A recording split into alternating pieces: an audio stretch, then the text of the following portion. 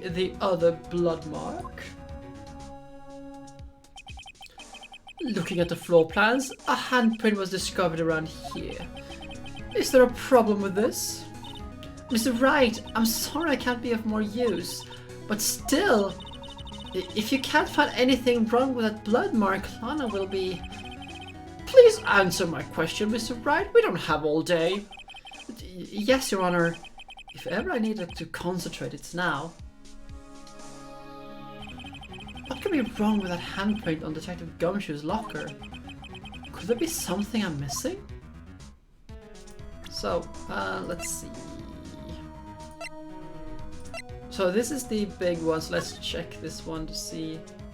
So, the blue badger is in the way here. The blue badger is in the way here.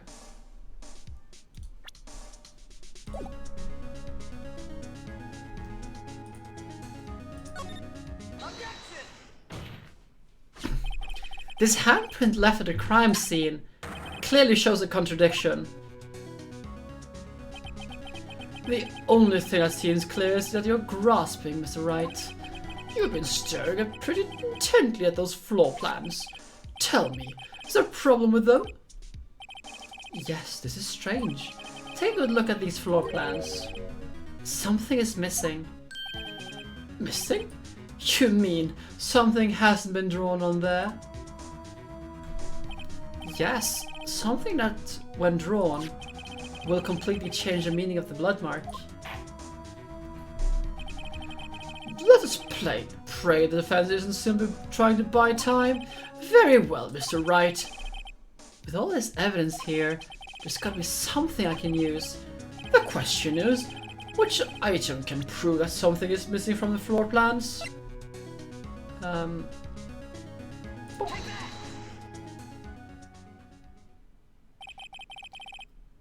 What about that piece of plywood? The blue badger, mascot of the police force, defender of truth, guardian of proof. Explain yourself, Mr. Wright. Please look at the floor plans of the crime scene. The blue badger is not here. So what happens when we put him in? This is where he was dancing at the time of the crime. Well, what? That's right. So long as the blue badger is dancing here, it would have been impossible to place a handprint on the spot of this locker. What?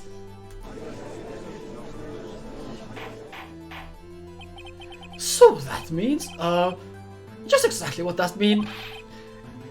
It means it can't be done. What are you saying? Blood traces were undeniably found in that locker. Don't look at me, I didn't put it there. Mr. Wright, think through it scientifically.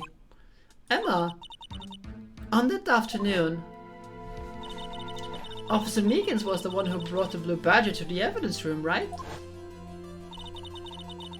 After I put it down, it would have been impossible to leave a handprint on that locker.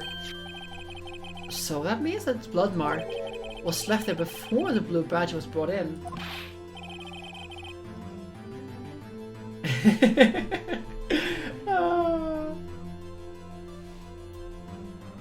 Just one moment. I will not allow such far-fetched balderdash in my courtroom. It might sound far-fetched, Your Honor, but it's the only possible explanation. On February 21st, in the police department's evidence room, blood was spilled not once, but twice. But how? One time was captured on this tape, taken by the security camera. Officer Meekins cut his hand, from which a trivial amount of blood fell. The problem is, the other time,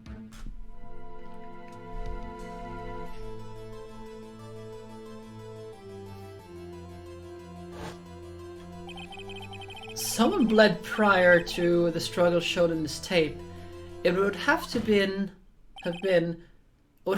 been Detective Goodman when he was really murdered.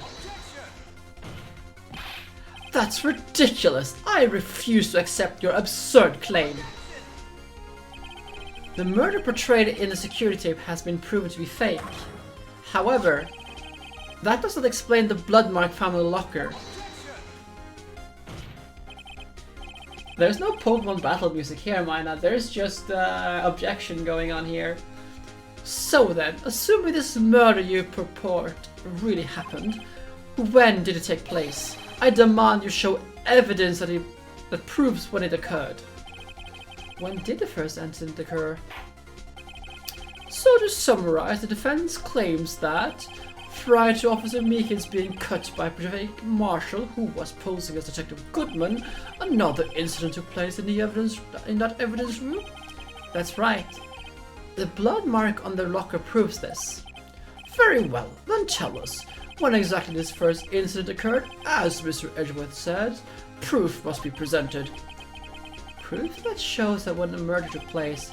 There's only one piece of evidence that can show that. Now then, when the defense presents its evidence, what shows when the first crime took place? So, does anyone remember what this could be? What piece of evidence we have here will show this?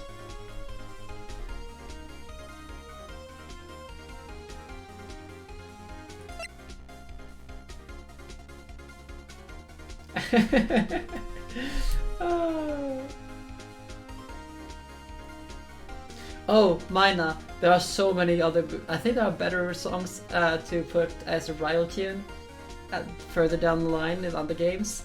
Trust me, there are some really good songs in that sense. But since we're not getting any response, we're gonna go with the ID card record. If the crime took place inside the evidence room, then the killer would have to enter it. In order to do so, an ID card would have been required. An ID card? Oh, the ID card record! Officer Meekins brought the Blue Badger panel into the evidence room at, let's see, 4:50 PM. If a crime took place before that time, it would have been 4:40 PM. Oh! Oh! Miss Miles Edgeworth, just what have you done? I never would have figured you had a nerve, boy. Drop the act, witness. It doesn't take a lot of thought to figure out it couldn't have been me. Nope, I ain't getting it. I'm afraid I don't understand either. It's clear from the luminal test that the blood was there. However, when the second crime took place, both Officer Meekins and Officer Marshall failed to notice the blood. That means the blood from the first crime was wiped away by the real murderer. I would have just 10 minutes to murder the victim, carry his body away, and clean up the blood. Unfortunately, that's physically impossible. That would mean the crime must have taken place before Mr. Edgeworth entered the evidence room. Let's look at a chart again. There's only one other card remaining. 77777777. Talk about a lucky number. But wait, that doesn't make any sense. How could Detective Goodman have entered the evidence room? Since there was no record of his card being used beforehand, he must have entered along with the real murderer. That's the only plausible explanation. He went in with 77777777. Got it right. Mr. Edgeworth, please look into this ASAP. Find out whose ID number is 77777777. That's one 7 too many, Your Honor.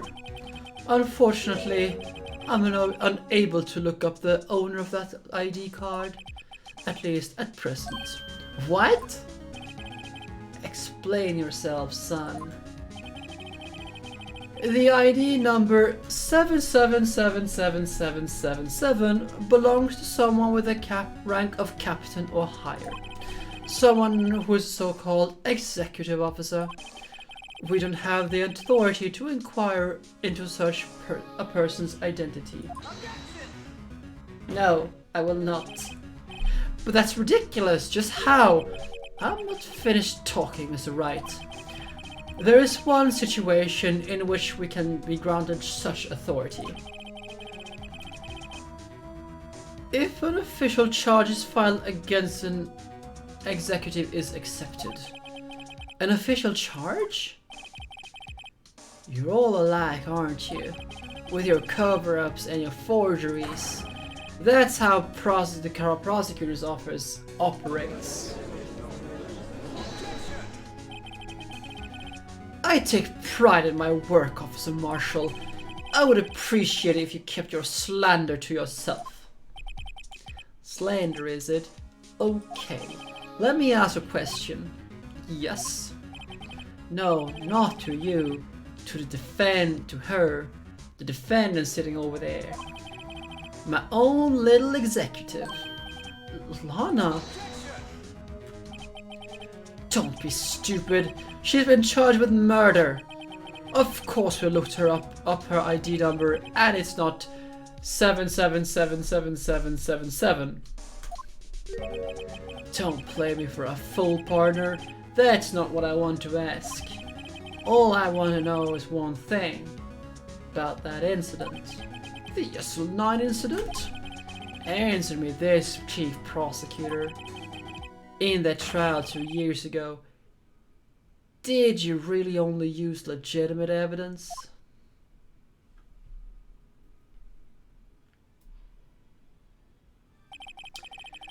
Do you need a witness to repeat his question, Chief Prosecutor? I heard him fine, Miss Edgeworth. 2 days ago, I was in charge of the prosecution for that trial. At the time, we felt the powerlessness of the law. At least I did. Lana! I became a prosecutor in order to suppress crime with the law. But before I realized it, we were the ones being suppressed by the law. Defendant, just what are you saying? I ask you again, Chief Prosecutor. During that trial 2 years ago, did you really present all the evidence in court? Can you look me, an investigator in that crime, in the eye and say that you did? Chief Prosecutor, you didn't! I don't have to, Officer Marshall. Why won't you answer him? Drastic crimes require drastic measures. That's just the way it is. We did what he had to, in order to him to get the verdict he deserved. But Lana, even if it involved forging evidence.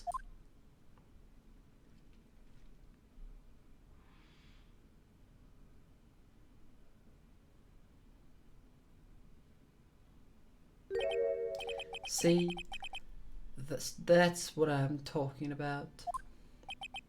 No! No!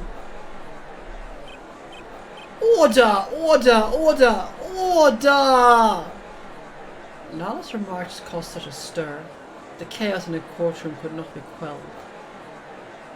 The conclusion of the trial would have to wait until the following day.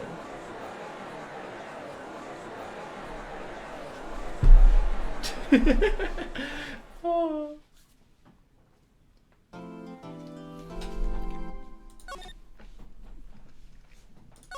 So we're going into the last day of investigation.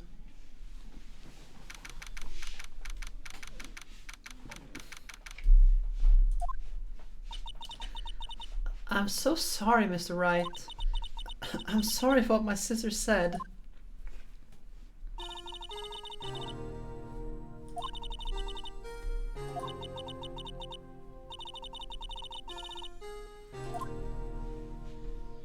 Miles didn't know this, by the way. He didn't know the evidence was forged.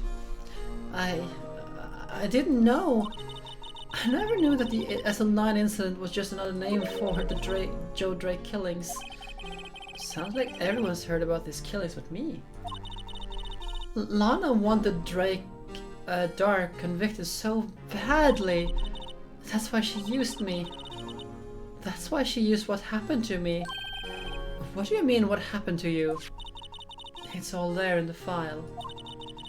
Joe Dark's last victim was Prosecutor Neil Marshall. When he murdered Officer Marshall's brother, he left behind an incriminating piece of evidence. What did you have to do with those killings, Emma? On the night Prosecutor Neil was murdered, Joe Dark tried to kill me. What? He tried to kill you? Officer Marshall's brother, Neil, was the only one who tried to save me. So that means you. Yes. I was a witness in the Joe Dark trial. I didn't see that one coming. It happened 2 years ago. It was right about this time of the year too. There was a terrible thunderstorm that day. Unusual for the season. I was alone in my sister's office.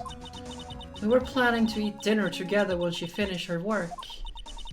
Then suddenly, this terrifying man came bursting into the office. Joe Dark. It seems like he was running for someone. He pulled a knife and started screaming at me. I didn't know what was going on. Just then, Prosecutor Neil Marshall showed up. Jake Marshall's brother. Joe Dark tried to take me hostage, but before he could, Mr. Marshall tackled him.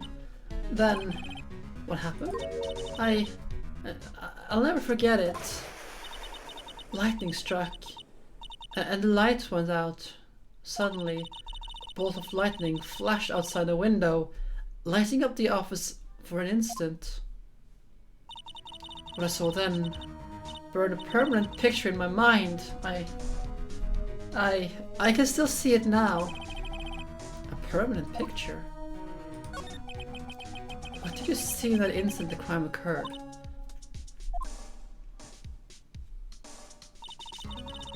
Dark knocked down Mr. Marshall and raised his knife. Neil Marshall was stabbed right in front of this poor girl?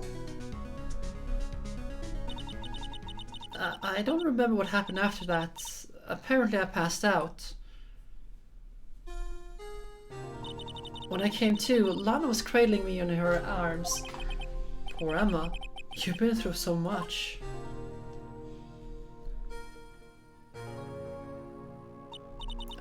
I couldn't bring myself to testify about that instant.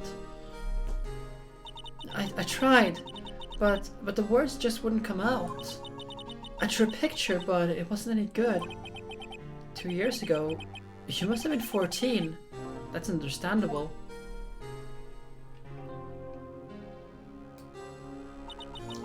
Once it was all over, I made up my mind. I decided when I grew up, I'd become a scientific investigator. I want to be able to fight crimes with my testimonies and find evidence to make an airtight case. That way, Lana would never have to forge any. I see. I think I'm finally starting to understand what makes Emma tick, but there's still something that bothers me about that crime.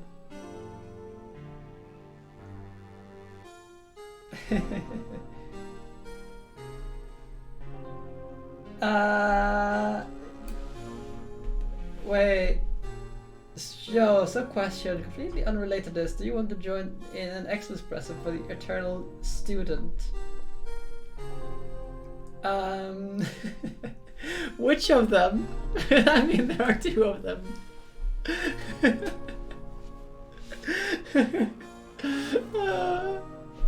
But yes, I can join in on that. I can join in on that.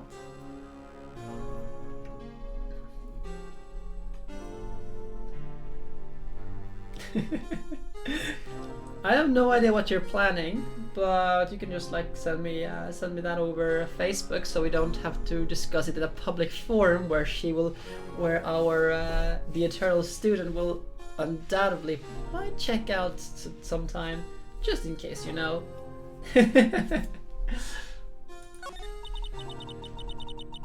I don't remember the moment when Dark stabbed Mr. Marshall, so you weren't able to testify about that?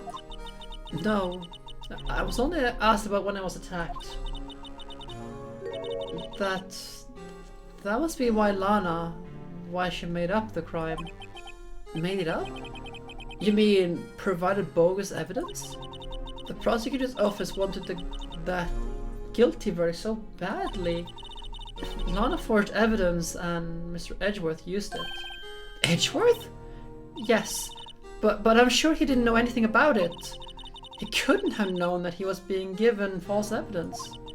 Even so, that's when it all started. The rumors about Mr. Edgeworth, I mean, it's all my fault. If I could have just testified properly, none of this would have happened. So it's true. Even though he may not have known, Edgeworth really was involved in falsifying evidence. No, he was not involved in falsifying it, he was using it unwittingly. After that case ended, Lana was never the same. She became cold, like she is today.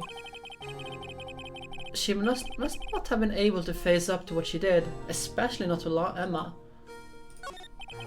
There's something that's puzzling me, Emma. What is it? You said you were in Lana's office at the time, right? That's right. Why then would a serial killer come running in there? Not only that, he was being chased by a prosecutor? Oh, there's no mystery there. Joe Dark had been taken in for questioning that day. Taken in for questioning? You mean by the police? Of course. This happened at the police department. He tried to run away halfway through the interview and fled into my sister's office. But why would he run all the way over to your sister's office? Because the detective offices and the questioning rooms are right across from the elevator. Across the elevator? But Lana was the chief prosecutor, wasn't she? No, silly! Didn't I tell you? 2 years ago, Lana was a detective. She was the best in the entire force. What? That's news to me. After the Joe Dark case, she was transferred to the prosecutor's office and made chief prosecutor. Lana used to be a detective? I'd better have another talk with her.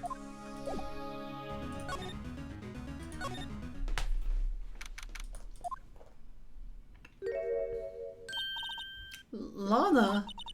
Mr. Wright, it seems I keep causing you trouble.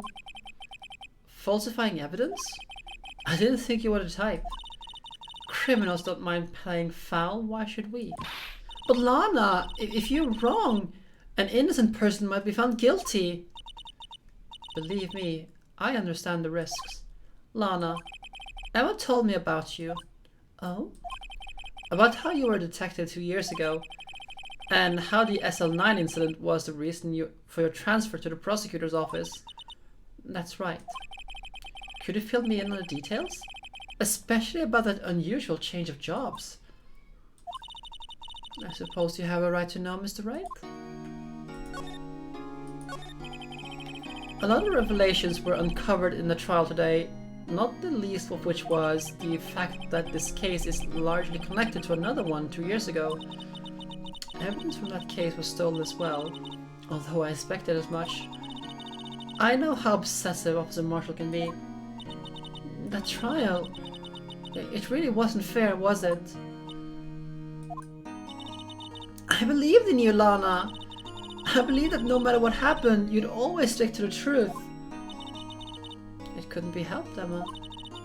At that trial 2 years ago, I sold my soul. Well, all drama aside, the fact of the matter is, at 5:15 there was no murder at the police department. Tell me it's not true, Lana. That what the witness, Miss Starr, said. About you stabbing Mr. Goodman with a knife.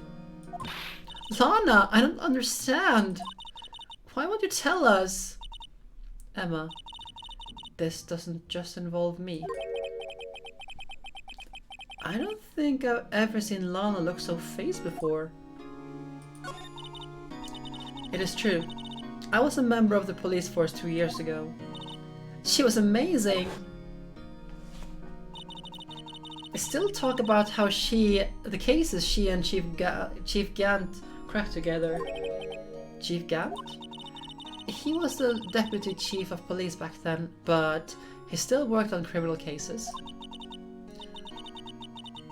Damon Gant, he was everything I aspired to be. They were the best team ever! They solved crimes before the reports could even be filed. Emma really idolized as her big sister. But now you're the chief prosecutor, what happened? I always planned on becoming a prosecutor. The reason I became a detective was to get experience investigating crime scenes, so you could use that experience in court, right? Gant's help in the SL9 case was crucial to its resolution. After that, he became the chief of police and arranged for my transfer to the prosecutor's office. Maybe I should ask more about this investigation of theirs 2 years ago. 2 years ago, I was second in command of detectives investigating Dark. Second in command? That means the investigation led by Damon Gant, right? Yes. The Deputy Chief Gant and I share the same offices and the same investigations. They had the same office? We led a team of the best detective on the force. Detective Goodman, whose case it was, Jake Marshall, and Angel Starr. It was the first time Marshall worked with his brother. He was quite gung-ho. Without a doubt, Joe Dark was the serial killer. We asked him to come in for questioning. We were desperate for evidence. That was when his final murder took place. When he tried to murder Emma. Prosecutor Marshall was trying to save me from Dark. Let's see. Oh, I also know how that is, Pix. It's kind of how it goes for me with the bestest host. Because it's so slow. You see, the first person who happened upon the crime scene of the crime was me. Now you tell us? Damon Gant and Neil Marshall were the ones questioning Dark for that day. The investigation was in its final stages, and Dark was suddenly panicked. So he waited until Gant and Marshall let their guards down, then fled the room. From there, he ran straight to the office shared by Deputy Chief Gant and myself. That's where he found me. So you were the first person to run into the scene, Lana? It appears so. I was filing some papers while Gant and Marshall were questioning Dark. When I returned to my office, I saw 3 bodies on the floor and smell of blood. 3 bodies? Prosecutor Marshall, the victim, Emma, who had passed out, and the suspect, Joe Dark. During the struggle, it seems Mr. Marshall struck a final blow before I died. Joe Dark had incurred mild concussion and lay unconscious. What did you do? To be honest, I panicked. I picked up Emma, carried her out of the room, and just held her. I can't blame her. After all, her sister must have gone...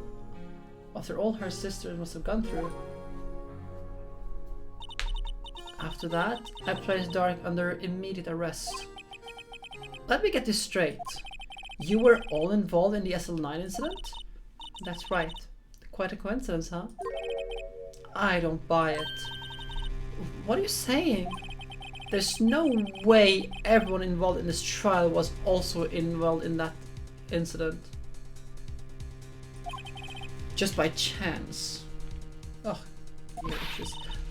but that case was solved 2 years ago. At least one person went to extremes because they didn't believe it was truly solved. Officer Marshall. Yes. His actions came to a surprise to me as well. Ever since his brother died, he's changed completely. I guess he wasn't convinced with the ruling against Joe Dark.